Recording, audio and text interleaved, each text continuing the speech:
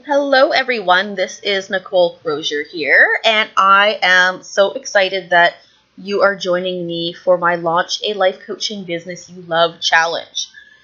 So I thought for the first video, what I would do is just quickly go through the ultimate checklist that I put together. So I put together two checklists. One was a really short checklist, and that was kind of a one-pager that could show you at a really high level all the elements I'm going to go through to launch my own life coaching business. And then this checklist is kind of like the program guide, if you will. So it goes through all of those steps in a lot more detail and gives you a little bit more information on each. So this checklist is available for download for you, so you can download that and listen along if you'd like. But what I'm going to do is I'm going to kind of go through this checklist and outline what I am going to do to launch my life coaching business. And one thing to keep in mind with this checklist, and I'll just go down to the next page here, is that you can use this checklist no matter where you're really at in your business launch process. So on this page here, I kind of go through who can use this checklist. And so if you're just starting out in your business and you haven't really created anything, you can use this checklist as a high-level guide for all the steps you need to work through at the beginning to get super clear on your business and prepare to launch. So this will walk you through everything from diving deep into who you are, creating all your core business elements, and setting up all your business processes so you're ready to go. But a lot of you have either already launched your business or kind of half launched, or you've done some work on your business and maybe you've set up a website, or maybe you've gotten sort of clear on your target market. So you're at some stage of business launch, or you've actually launched and things aren't going very well. So if you're at some stage of launch and you've kind of got some elements together, or if you've already completely launched and you're feeling like, oh no, like things are not going well, I am not happy with what's happening with my business, then you can really use this checklist as a review and make sure you haven't missed any steps. So one way to do that is to go through the entire checklist and mark off which elements you feel you've got this. Like, I know exactly who my target market is. Check, I'm pretty happy with that. And then you can use it to say, okay, well, I've kind of got this, but obviously I need to do some more work in this area, or, oops, I completely overlooked a few steps, and maybe I really need to dive deep here. And one way I like to use this checklist, and I've used this process over and over again for myself as I kind of redo my business. For example, when I launched my marketing consulting business I can't remember what year it was, but a number of years ago, I launched it as, first, I was providing marketing services to people. So I would actually help them do all their copywriting. I would help them set up their websites and put together all of that kind of stuff. I would manage their email campaigns for them.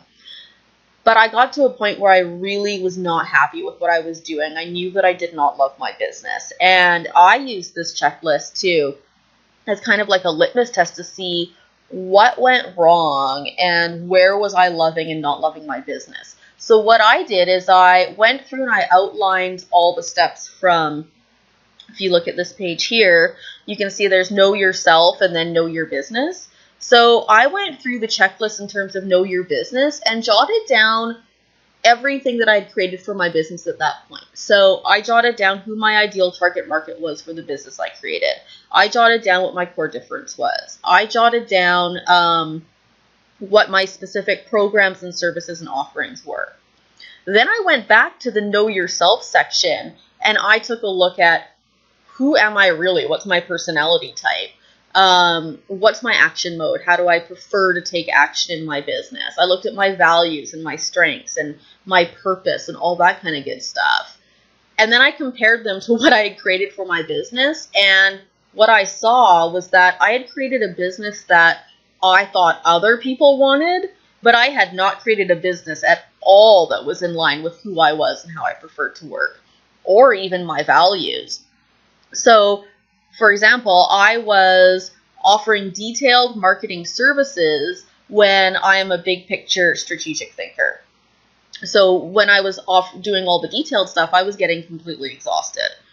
And I was working with clients who were more focused on getting a lot of leads and how much profit and money they were getting, whereas my values were more along the lines of making a difference in the world or making a difference for a single person. And so I really wasn't feeling like what I was doing in my business was, fulfilling any type of purpose that I had or was really in line with my values.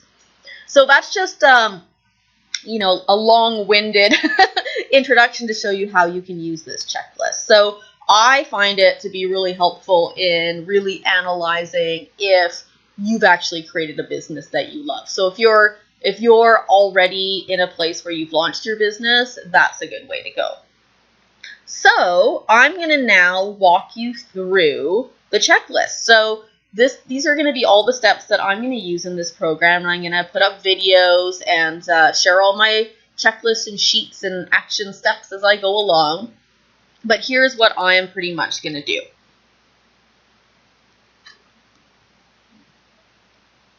So first, I'm going to look at who I am. So it's super important to know yourself before you start creating your business. And the great news is that if you've already created your business and you didn't go through these steps to really get to know yourself, you can retroactively do that and then make sure that what you created for your business lines up. So first, I'm going to look at who am I? So in this area, the areas I like to look at are your personality style, action mode, which is the Kolbe test, what my unique genius is, my values, my strengths, and one that I find super fun is, are you a scanner or an expert? And this is Barbara Sher, and in the worksheet that I'll work through, I'll include all the links to all these areas so you can do these tests yourself. But I found a lot of relief in realizing that I was a scanner, and so instead of really getting down on myself all the time because I had trouble focusing on one specific thing and getting excited about being an expert in one specific area, I got a lot of relief in knowing that I can have all of these different interests and incorporate that into my business as long as I have a singular focus in terms of my purpose. So that was pretty exciting. So once I kind of review who I am, I'm going to review what I really want. So this is step number 2 here. And so this is where I'm going to look at my definition of success. And I think a lot of us get really caught up, and I know I did this as well with my first marketing consulting business. We get caught up in what society defines as success, and it's almost ingrained into our psyches. But when we really dive deep, we realize, and I know I realized, that for me, money was a part of success only insofar as it was able to meet the basic needs of what I was accustomed to survive. So if it could put a roof over my head, I could still go out and see friends, I could go out for dinner every once in a while, great, I had enough money. But I really have no need to make endless, coffers of millions of dollars. That would be fantastic if it happened to come to fruition, but that's not something that I think really is what drives me in my business. So instead, things that drive me in my business are making a difference somehow, having a lot of freedom and flexibility. Right now I'm working from our yurt that's on a lake, and we've got a satellite internet set up and no cellular phone access, but I'm able to work from here. And so I can do this recording in the morning and it's raining, and when the sun comes out in the afternoon, crossing fingers, maybe I can take the kayak out for a ride. So that type of freedom and flexibility means a lot more to me than having $1 million in the bank. And then once you've kind of looked at who you are and what you really want, then this is where we get into purpose. So why do you want it?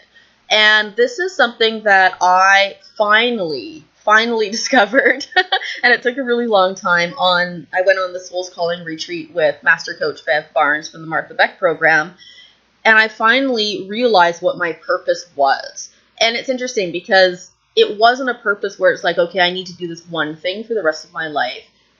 What I realized is that I had a driving force.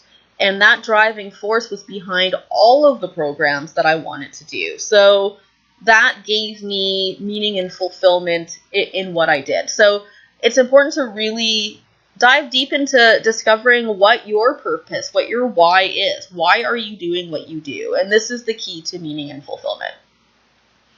And then the final step in this section is what's blocking you. So we all have those fears and limiting beliefs. And what I think is important is to really get those out in the open right away. Because as you go through the process of first figuring out your business, all those fears are going to come up. Am I doing the right thing? What if no one wants my programs and services? And if you don't, kind of out those fears and limiting beliefs at the beginning, you can really get sucked into creating a business that you don't love and you think everybody else wants. And then as you go through the launch process and actually running your business, it's those fears and limiting beliefs that can really stop you in your tracks. And once you get stopped in your tracks, your business doesn't move forward. And so you've maybe created this amazing business that you love, but you're not able to actually get it out there in the world because you're scared to, put it out there on Facebook. What are people going to say? All that kind of stuff. So what I find is if you out all of those things that are limiting you right in the beginning, you know that they're going to come up. And when they do, you're like, aha, I can see you. I know that you're there, and you can have a little bit of a strategy to move forward. All right. So now that we've kind of looked at who we are, and I'm going to do that again, review that again for myself, I'm then going to look at my business. So I'm going to look at all of these different areas, my core business fundamentals, first of all, which are first my ideal client or my tribe, my core difference, my programs, my packages, and my services, my marketplace. And the marketplace is really who are those key players in your marketplace, potential partners, best practices leaders, the publications and events, online forums, social media groups, all that kind of good stuff. And I'm going to go back and review who I am, what I really want, what my purpose is, and I'm going to make sure that my business is in line with that. And what I'm going to probably find very interesting is, so what I'm going to review is the business that I created last year, so this same month last year. And I think it's going to be really interesting to look at how that is still in line or not in line with what I want today, because a few things have changed this year, and it'll be interesting to see what kind of comes out of that. All right, and then I'll do the same thing for my voice. And so what I put in the category of your voice is your brand. So when you look at the brand that you've created for yourself, or if you haven't created one yet, what types of colors, images, fonts best represent you and also really resonate with your ideal client? What are your core messages? Do you have a tagline? Do you have an XYZ statement or a talking logo? And that's kind of a talking logo is how you explain what you do and how you help people to other people in a actual verbal conversation. And then look at your core messages for your homepage on your website and ask yourself, can you clearly explain who you are, what you do, what problems you solve, and how to your ideal client? And then I'm going to look at my unique story. So have I really embraced my unique story and tied it into my business? And am I able to communicate that on the About page of my website? And then I'm going to look back at all of those things again and make sure everything that I have created is still in line with who I am and what I really want, or are there some elements that I really need to change? And finally, I'm going to look at business systems. So do I have a buying system? Do I have a fulfillment system? Do I have a management system or various management systems? And do I have a marketing system? And just a note that we're going to go into the marketing system in a lot more detail in the next section, so you don't need to check that one off here just yet. But a buying system, I mean, thinking ahead of time about whether you have a step-by-step process in place for your clients to actually purchase your programs, products, or services, and what happens once they purchase it is really something important to think about ahead of time, and making sure that's in line with who you are is important as well. And then your fulfillment system is how your programs and services are actually delivered to your clients. So if you've created an online course, how are they accessing and actually using that course?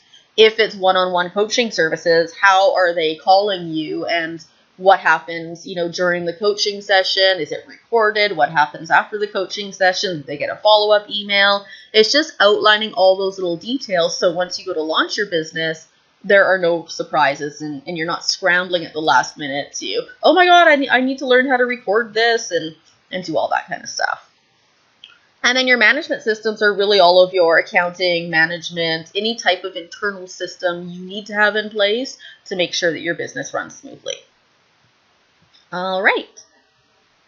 And next up is knowing your marketing. So this is all about making sure you have a marketing plan and a marketing launch plan in place. So have you really thought about your marketing strategy? Do you have a process in place to get your ideal clients to first know that you exist, and then move them through an ongoing education process so that they like you, trust you, and have a way to try you for free?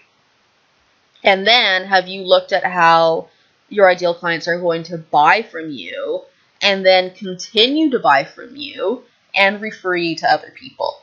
And those are really all of the core steps in every buying process that anybody goes through with any product or service, really. They're not going to be able to buy from you unless they first know that you exist. And then they're not going to buy from you unless they like you and what you stand for. And then they're not going to buy from you unless they trust that you can deliver on what you're promising. And then they're probably still not going to buy from you unless they have a really easy way to try you for free, which could be anything from an ebook to a free session to a low-cost session.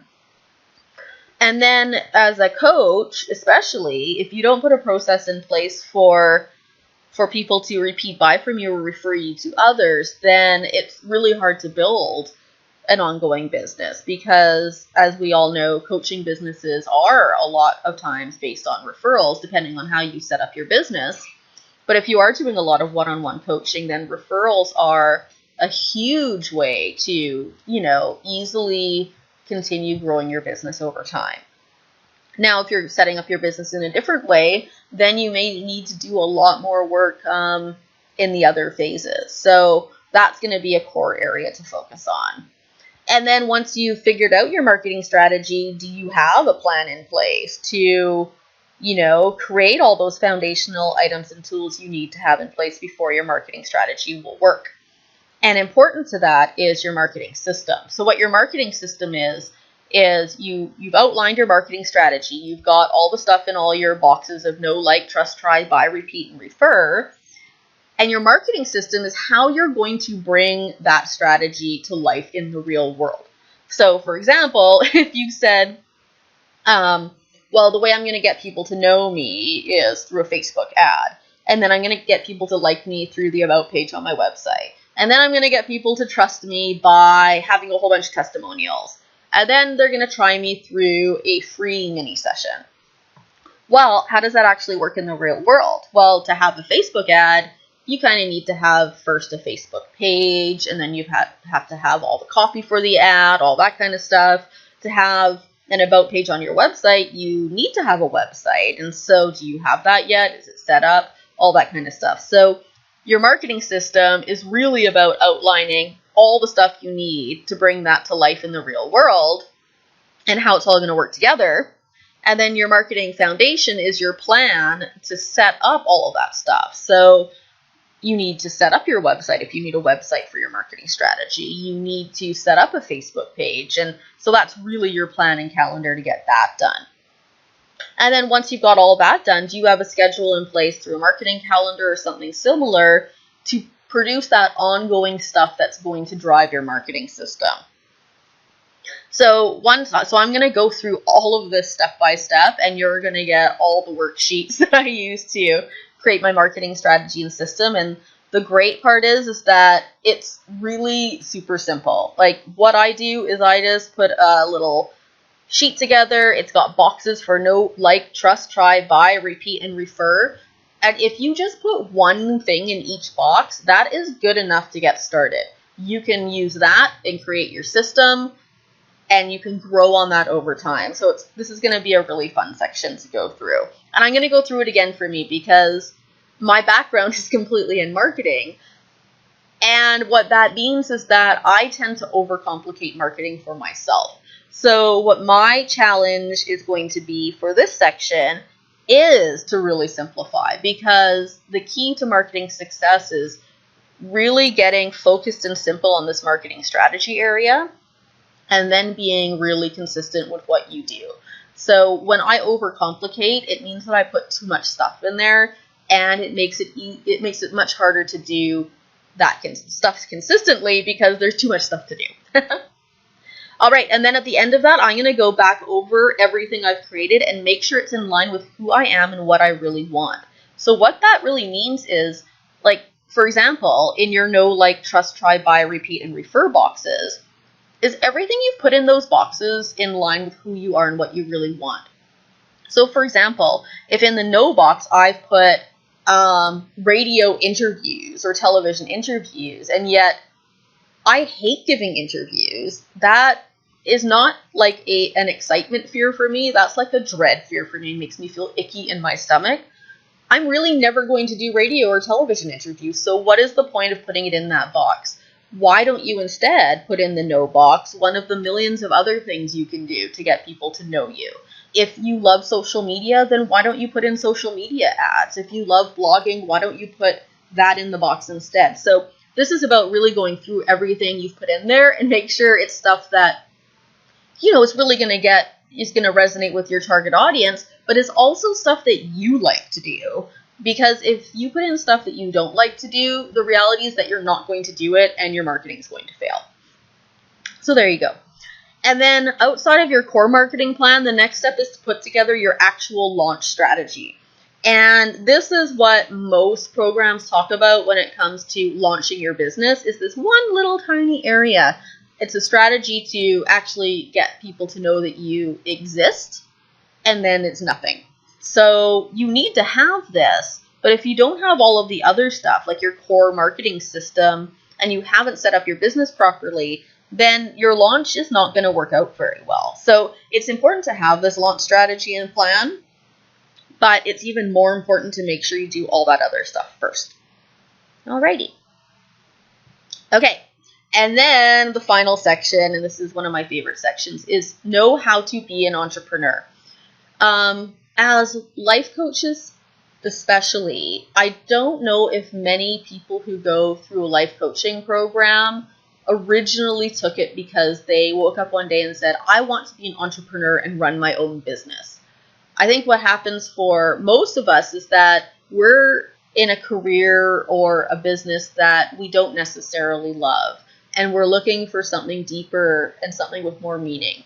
So we either end up in a life coaching program because we have a strong desire to be a coach, or you may even end up there if you were kind of like me, and I didn't ever think I was going to end up being a life coach. I took the Martha Beck Life Coach Training Program because I thought it was going to be a great way to really dive deeper into figuring out what was important to me and, really do some work on myself. And it was only accidentally later that I thought, you know what, I think coaching is what I want to do.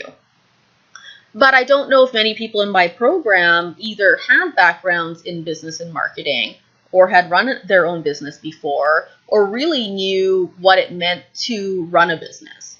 So what I found was happening is a lot of people in my program, they were super talented coaches. They had such great things to offer the world, but they didn't know how to set up or run a business. And so a lot of people thought they had launched their businesses, but what they were really doing was just a bunch of random stuff.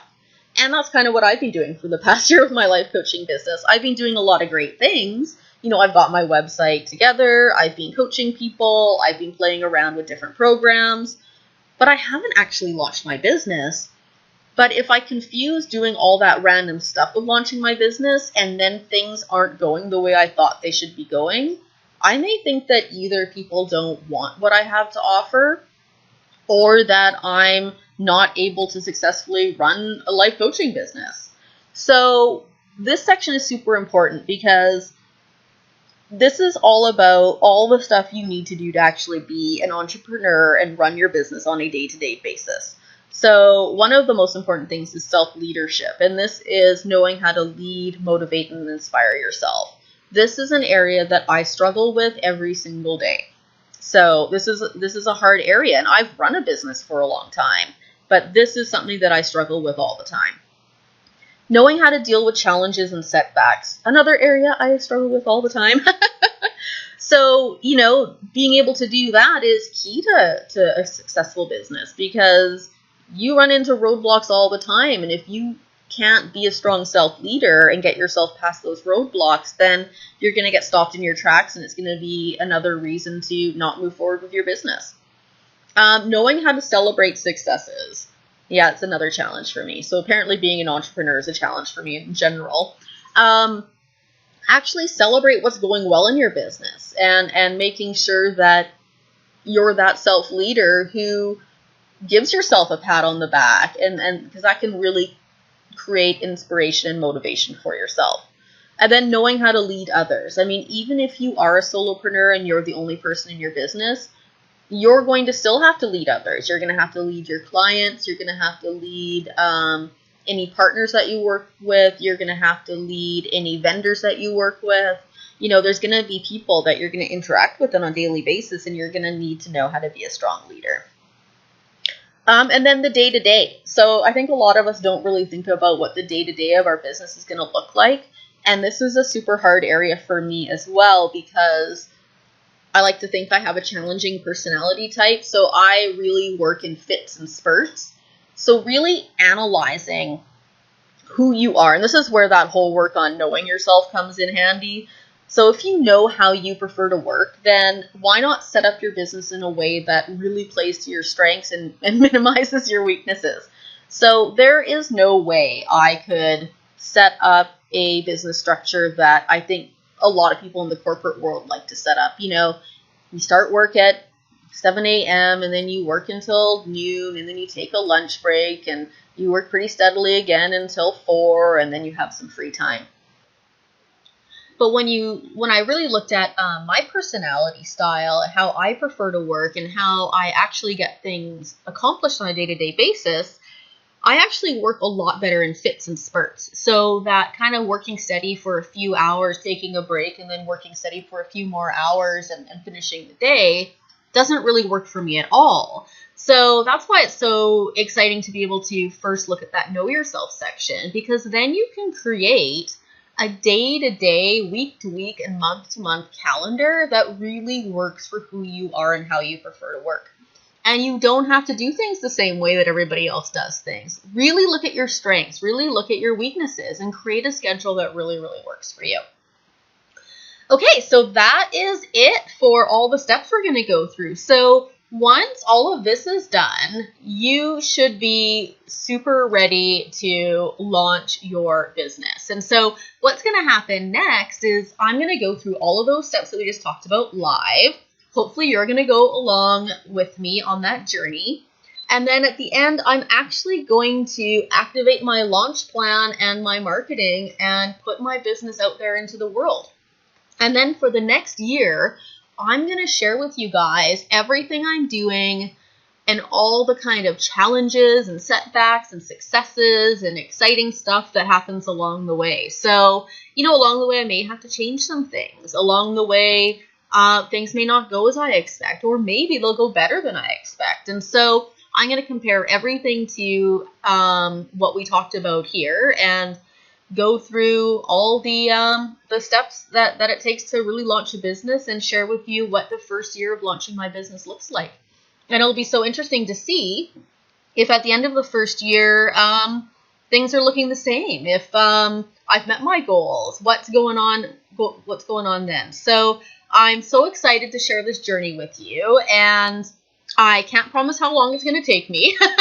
Can't promise where I'm going to be, but what I can say is that if you guys really want to get going quicker than that, I am running a course in September with another amazing life coach and entrepreneur, Megan English, and we're going to go through this at a fast pace, at a higher level, over 6 weeks, and it's kind of like a jump start. So if you're ready to really jump in and launch your business right away, join me for that jump start. Join me and Megan for that jump start. You don't have to do the jump start, of course. Follow along with me as I do my Launch Your Life Coach Business Challenge. I'm sharing everything I do, and I think it's going to be super fun. So thanks, everyone. I am so excited that you're joining me for this journey. And I will start sharing all the steps as I go along. Thanks again.